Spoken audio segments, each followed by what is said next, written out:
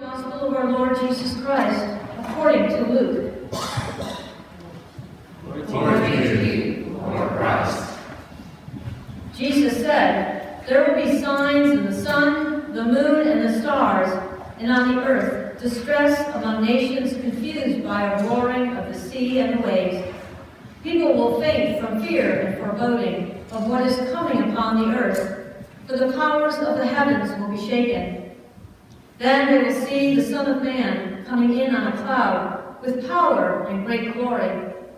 Now when these things begin to take place, stand up and raise your heads, because your redemption is drawing near."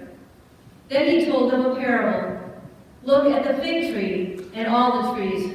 As soon as they sprout leaves, you can see for yourselves and know that summer is already near.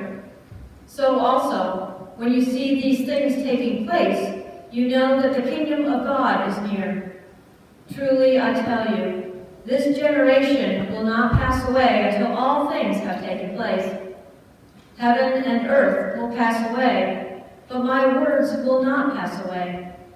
Be on guard, so that your hearts are not weighed down with dissipation and drunkenness and the worries of this life, and that each day caught you unexpectedly like a trap.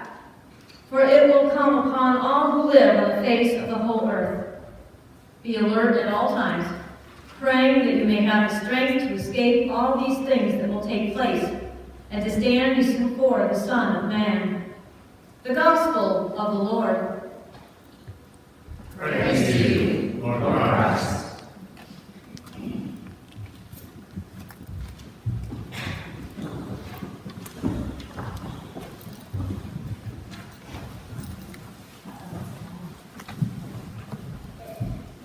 Please be seated. All right, you all know what today is? December 2nd. Besides December 2nd, first day of Advent, which is Happy New Year's. Happy New Year's, the first day of the new liturgical year. So, if you're doing a daily office, you have now switched to year 1. And if you do daily readings, we've now switched to year C in the lectionary. It's a new day. It's a new year. Woo-hoo! And so I've been sitting here thinking about newness. Newness. Things that are new distract us, don't they? Now I have no explanation for how we can get so excited about new things but hate change. I haven't quite figured it out now. That's for a future sermon, I guess. But for today, I want to talk about new things. And so look at this. Anybody know what this is? Slime. You like my slime guy up there? Right? And so I was working in the office a couple months ago, and I came out of my office, and you know we had that new gathering space inside the living room. And on the coffee table was this bag of green slime. And oh, did I get happy, right? Because I love slime. And this is my favorite color. So it was like God has bestowed a gift upon me. And then the owner of the slime came and wanted it back. And so I said, well, that's fine. You can have your slime back, but can you make me some of my own slime? And so last week, Natalie Hardy was gracious enough to make me my own bag of slime. And that's what this is. And all week long it's at my desk. And you know what slime does when it sits on your desk?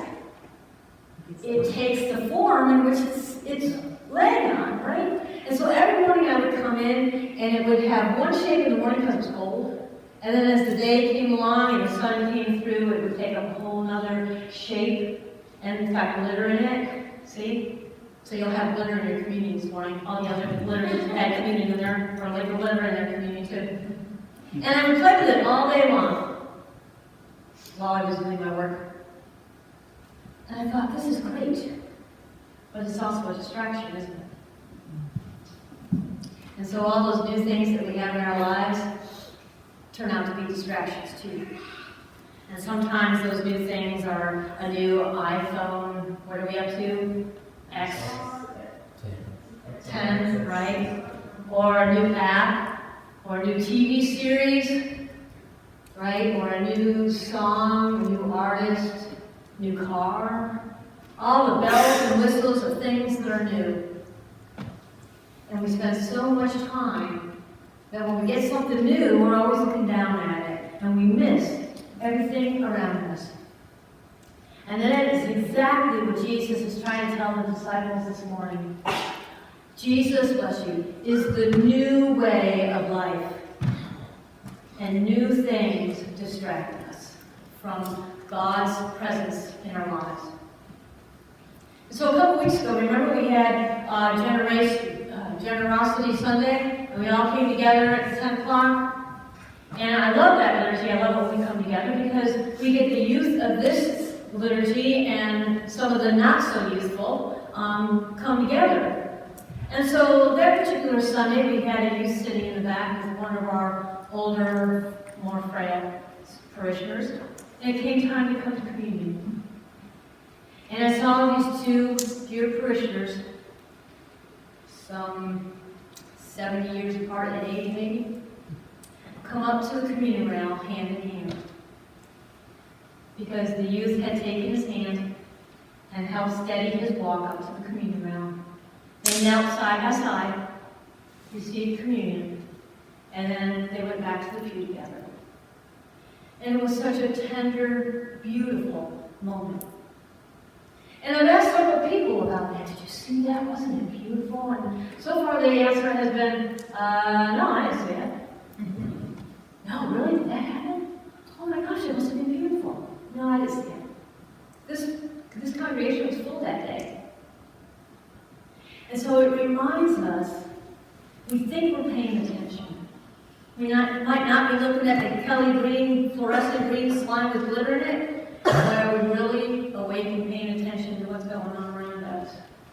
And it's in those tender moments that we see that God is present in our lives. He's present in our world. And when we fail to see it, then we think we're on our own. And we think we've got to do this whole world thing, this whole life thing on our own. And today we're being told, no, remember. Remember to look up. Remember to be awake, to be alert. You're not doing this on your own. Emmanuel, God who's with us, is always with us. He's with us in this moment, the moments of joy, the moments of sorrow, the moments of pain, the moments of the unknown. He's right there with us. But if we look at the new things, the things with glitter and slime and bright colors, what are we missing in our lives? What are we missing in other people's lives? What are we missing in the world around us?